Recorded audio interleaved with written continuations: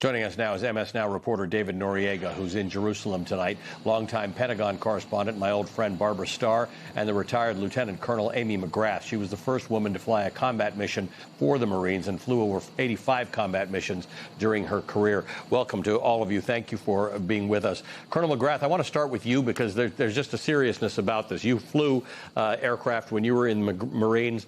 I want you to just think about this airman, the one who's missing right now. What is that person trained to do in this situation? They're behind enemy lines.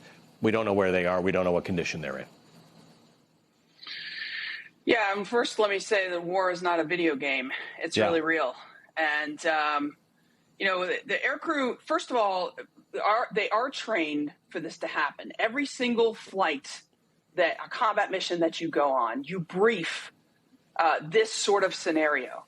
And prior to that, you go through an entire school of how to train to make sure that you can evade and resist getting captured. So our aircrew is very well trained for this. When you eject from an aircraft, that's a very violent thing to have happen. You may not survive the ejection. If you do, you might be injured. You may not be able to move. You have some devices on you that can communicate. They're encrypted, so you're trained to use those devices, but you may not want to use them depending on where you're at. And so the tactics of how an aircrew is going to evade right now, I'm not going to go into, but because we're obviously an aircrew is actively trying to do that right now. So I think that's really important for people to know. But we are trained, and we have the best combat search and rescue capability on the planet. So if they can be found, we're going to find them. Barbara Starr, my old friend, it is great to see you again. You have covered every sort of instance like this that there has been in recent memory. I think to Colonel McGrath's point, this isn't a video game. It would be helpful if we didn't continue to hear from the president and from Pete Hegseth about how it's a game, about how nobody's shooting at us, about how they've got no capabilities to do things. This is a war, and bad things happen in war. Inevitably, they do. And maybe Pete Hegseth and Donald Trump are learning that lesson tonight. To follow up on what Colonel McGrath was saying, and she's the expert here, what I'm noticing tonight is we have someone down behind enemy lines. This person may have no food. They may be thirsty, bleeding, looking for water, very cognizant their families are aware that they are missing a loved one tonight. So this is all important. This is something that U.S. forces are trained to deal with. But I think one of the key questions here tonight is the other side of the equation. How is it, with all the things that Trump and Hegseth have been saying, how is it that Iran still has this capability and is still successful in using it? Yes, you can always have a one-off where your adversary is able to shoot at you and be successful. But I think a key question is, what capabilities does Iran still have in its anti-air capability? Is somebody helping them target? Are they learning new tactics about when to turn their radars on to try and locate U.S. warplanes overhead? What are they doing that is making them successful right now? That is something the Pentagon has got to figure out. And David, this is important because you're in Jerusalem where similar things are happening. The Donald Trump is taking a page out of Benjamin Netanyahu's book here in terms of exaggerating things that happen, military activities that occur. It was very clear to all of us last June that the joint Israeli-American attacks on Iran obliterated their nuclear capability. And suddenly we're at war with them to deal with their nuclear capability. 2 days ago, Donald Trump said Americans will be fine with the high price of gas because we don't have the danger of someone, the words he used was, throwing a nuclear weapon at us. There was zero threat of Iran throwing any sort of nuclear weapon at the United States. Yeah, Ali, you're right in saying that Donald Trump seems to be following Netanyahu's lead here, or perhaps learning the wrong lessons from Netanyahu. Since I've been here, the military and political officials that I've spoken to have been similarly, let's say, ambiguous in describing the military goals of this campaign. They were unclear in saying whether or not it involved actually toppling the government of the Islamic Republic, which of course has not been achieved. Similarly in Lebanon, describing the goal as defeating Hezbollah, which also has not been achieved. And then a perspective that I've heard repeatedly mostly from Palestinians here in occupied East Jerusalem, but also from some Israelis that are critical of the Israeli government, is that we have seen this not just, as you pointed out, in the June war against Iran last year, which is the most obvious, most recent precedent, but throughout Israel's history. I spoke a couple of days ago to a bookshop owner here in East Jerusalem who, from memory, rattled off all of the wars that Israel has fought, beginning in 1948, then 56, then 67, 73, the wars in Lebanon beginning in 82, then into the 2000s, the endless on and off war in Gaza against Hamas beginning in the 2000s, which culminated, of course, after October 7th in what much of the international community describes as a genocide there. In all of those cases, this man pointed out, Israel resulted in a situation that was no safer than before.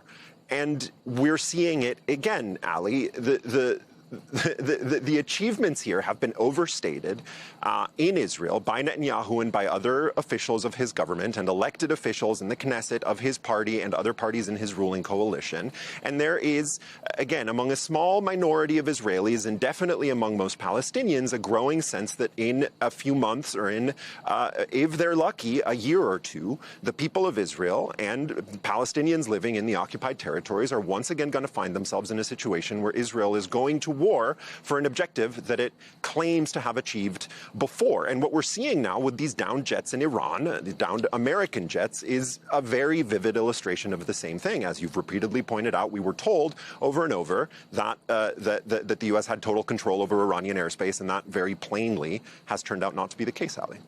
Colonel McGrath, I think Barbara makes a really good point that one may have degraded Iran's capabilities, anti-aircraft capabilities to some degree, and something can always get through, and the Iranians might get lucky. But it's hard to know, right? We're in a weird situation where we're not sure when the Pentagon tells us something whether to believe it. We're not sure when the President of the United States tells us something whether to believe it. We've got ourselves into a situation where we're waiting for confirmation from the Iranians, who we don't typically trust on this information anyway, to try and corroborate what the Americans are telling us. From the point of view of the people who are asked to go out there and fight, the airmen and the sailors and the soldiers and the Marines who are out there, what does this do to morale when it's just not clear what we're doing there and what the end goal is? Yeah, you really wish that we had competent leadership right now. This is why you don't go out and you don't say reckless things like, hey, the Iranians can't do anything about it. We can fly our aircraft anywhere. We have complete control of the skies. Anybody that has been in war and has flown these types of missions knows that that is just not true. And when the president says that kind of thing, you know, those of us that have flown in these missions, we're sort of shaking our heads because we know it's not true. And so to say that, just think about the fact that, you know, now the president somehow wants other nations and people to just sail through the Strait of Hormuz. Well, he says it's perfectly fine. And I mean, come on. Says that you just have the guts to do it. He just says one thing and does another.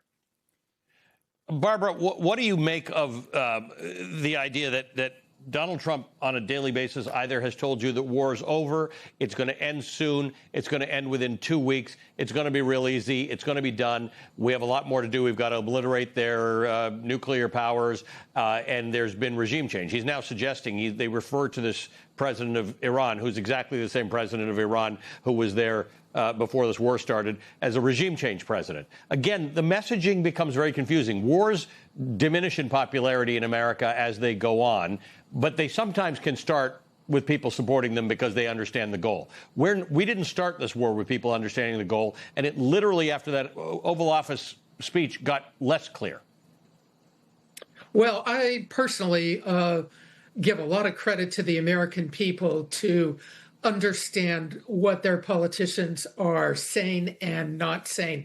I think most Americans these days are very savvy on these points. And when you look at what, let me just point to one thing the Pentagon says, and they mean it very candidly and heartfelt.